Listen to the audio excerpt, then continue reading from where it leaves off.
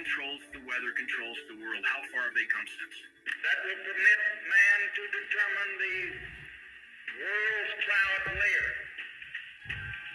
and ultimately to control the weather, and he who controls the weather will control the world. And people that pretend that you can't manipulate a weather system of that size, that's absolute nonsense. The science completely disputes that.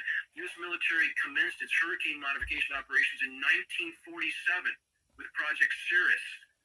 And even the results of that initial small-scale testing appeared to have so much effect on a cyclonic rotation that there were lawsuits pending from that, at which time they began to be more covert about their operation. I'm saying that we know that technology exists to steer storms of that size. This is undisputed, patented science.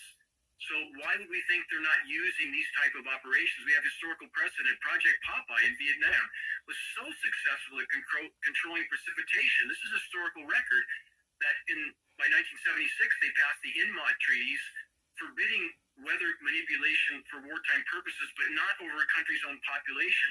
Precipitation over Vietnam, that the international community was very concerned about this, at least on the surface, and they passed environmental modification treaties in 1976, international treaties forbidding weather manipulation in wartime.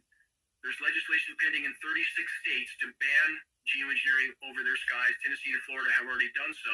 Historical record, the Chinese government is so successful at, for example, engineering snowstorms, liquid precipitation event, a rain event, into snow.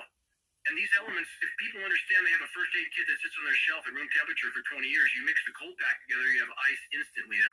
There was a blizzard in New Orleans, first time in recorded history. There was a blizzard in Florida, blizzards on the Gulf Coast. That was January 21st, by the way. That's an interesting date to have that happen.